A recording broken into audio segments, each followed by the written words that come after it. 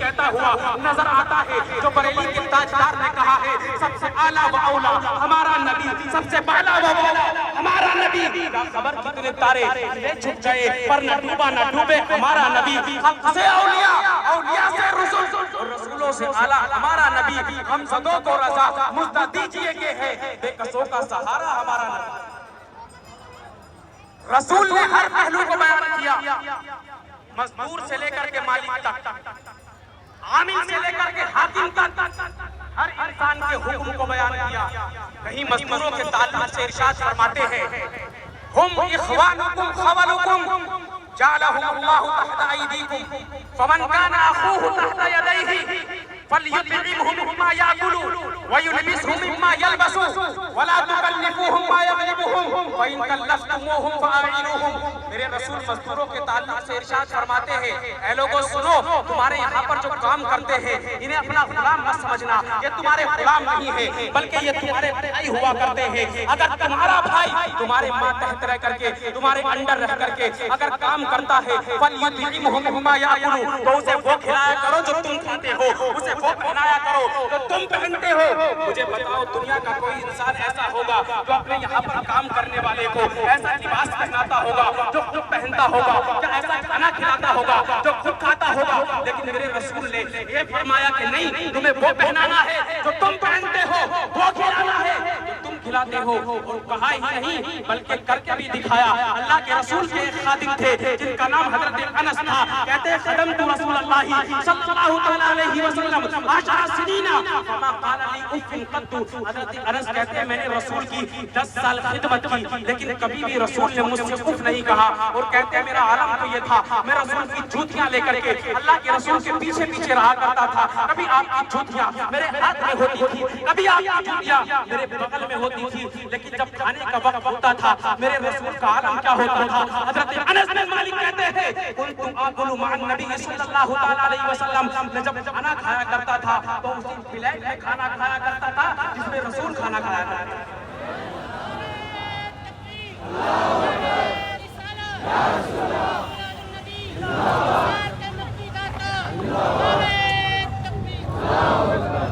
دنیا میں کوئی ہوگا ایسا انسان؟ آپ تاریخ کا جائزہ لے لیں، ایسا انسان آپ کو نہیں مل سکتا۔ آج لوگ کہتے ہیں اسلام پر کیچڑے اچھالتے ہیں، اسلام پر لوگ اعتراض کرتے ہیں، کبھی رسول کے کردار پر بات کرتے ہیں، کبھی رسول کے اخلاق پر بات کرتے ہیں، کبھی قرآن کی آیتوں پر بات کرتے ہیں، کبھی ام المؤمنین سیدہ عائشہ پر بات کرتے ہیں۔ طرح طریقے کے اعتراض آج لوگ اسلام پر کرتے ہیں تاکہ مسلمانوں کے دلوں کے اندر اسلام کے تعلق سے شک و شبہ ڈال دے، ان کے اندر شکوک پیدا کر دے، ان کے اندر تذبذب پیدا کر دے۔ یہ کوششیں کرتے رہتے ہیں یریدون ان یطفئوا نور اللہ بافواہہم، وہ تو یہ چاہتے ہیں کہ اللہ کے نور کو اپنی پھونکوں سے بجھا دے، لیکن نور خدا ہے، کفر کی حرکت پہ خندزن پھونکوں سے یہ چراغ بجھایا نہ جائے گا۔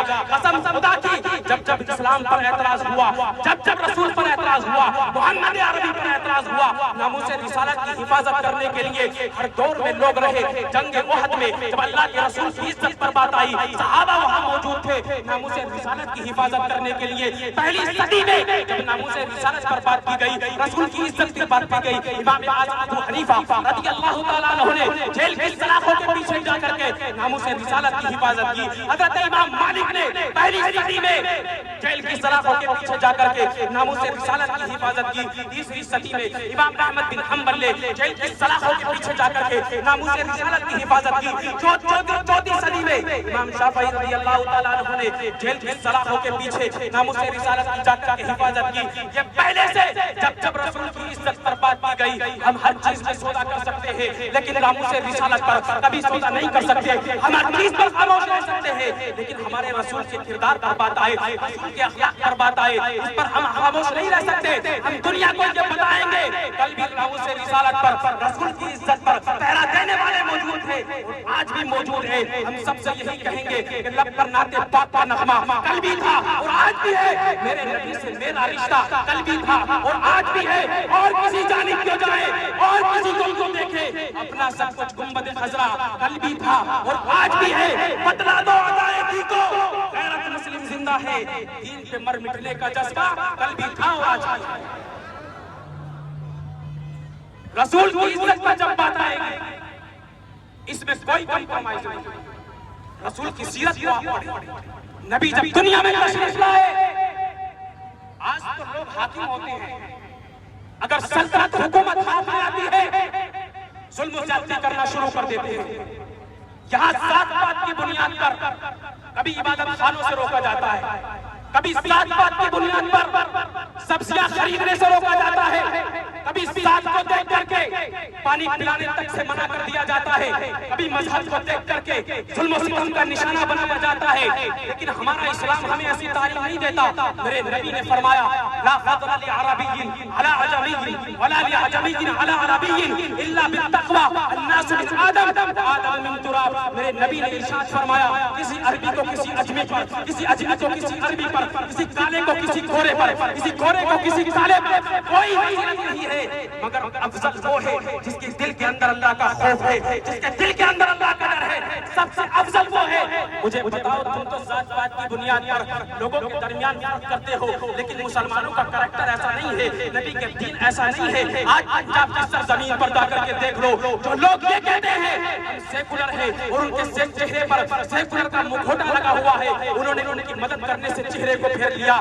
دین کو دیکھ کر کے، مذہب کو دیکھ کر کے ان کی مدد کرنے سے چہرے کو پھیر لیا. آپ دیکھیں ویڈیو میں وہاں بھی اگر کوئی ان کی مدد کرتا ہوا نظر آ رہا ہے تو یہی محمد عربی کے غلام ہیں. کبھی انہیں پانی پلا رہے ہیں، کبھی انہیں کھانا کھلا رہے ہیں، کبھی ان کی مدد کر رہے ہیں. اس لیے کہ ہمارے دین نے ہمیں یہ سکھایا ہے اگر کتا بھی پیاسا اگر مر جائے، کتا بھی اگر پیاس سے مرتا ہو، بلی بھی اگر پیاس سے مرتی ہو، کسی نے اس کے منہ میں پانی کا قطرہ اگر ڈال دیا تو کل قیامت کے دن یہ بھی اس کے کام آئے گا. پھر ہم کسی انسان کو مرتا ہوا کیسے دیکھ سکتے ہیں؟ رسول کی عزت پر آ جائے تو یاد رکھنا ہم ہر چیز میں سمجھوتا کر سکتے ہیں، لیکن ناموس رسالت پر، رسول کی عزت کی خاطر ہم اپنے باپ کو بھی قربان کرنے کے لیے تیار، ہم اپنی ماں کو بھی قربان کرنے کے لیے تیار، ہم اپنے جان کو بھی قربان کرنے کے لیے تیار. ہم کیوں ہے بالکل سب کچھ اپنا تن سب رسول کی عزت پر اگر بات آئی ہم قربان کرنے کے لیے آ جائیں گے. اس لیے کہ ہماری سانسیں ہوا ہے جب تک نبی کی حمد و ثنا کریں گے، رگوں میں جب تک لہو رہا ہے نبی کی صدا کریں گے. اور زمانے بھر کی ہر ایک نعمت انہی کے صدقے خدا نے دی ہے. اور ان کی عزت پہ حرف آیا، اب اپنی عزت کا کیا کریں؟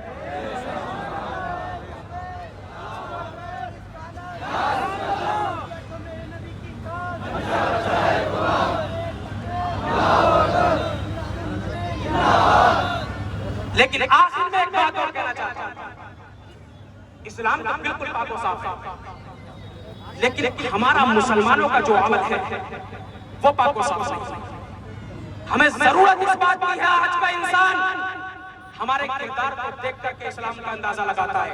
ہم اگر جھوٹ بولتے ہیں تو لوگ یہ سمجھتے ہیں کہ اسلام جھوٹ بولنے کی دعوت دیتا ہے. ہم چوری کرتے ہیں تو لوگ یہ سمجھتے ہیں کہ اسلام چوری کی دعوت دیتا ہے. ہم خیانت اگر کرتے ہیں تو لوگ یہ سمجھتے ہیں اسلام خیانت کی دعوت دیتا ہے. ہم اگر کسی کو بدتمیز بولتے ہیں تو اسلام لوگ یہ سمجھتے ہیں اسلام انہیں گندگی کی اجازت دیتا ہے. اس لیے ہمارے اوپر لازم و ضروری ہے کہ ہم اپنے کردار کو صاف کریں، اپنے عمل کو صاف کریں. ہم اپنے عمل کو، کردار کو بالکل صاف کر لے تاکہ دیکھنے والا ہمیں دیکھ کر کے کہے کہ جب یہ ایسے تھے تو ان کے محمد عربی کیسے ہوں گے. جب ان کے گلا بھر دیتے ہیں شاہان زمانہ کی جھولی، محتاج کا جب یہ عالم ہے مختار کا عالم کیا ہوگا. لبیک لبیک لبیک یا رسول اللہ، لبیک لبیک لبیک یا رسول اللہ، لبیک لبیک لبیک یا رسول اللہ، لبیک لبیک لبیک یا رسول اللہ.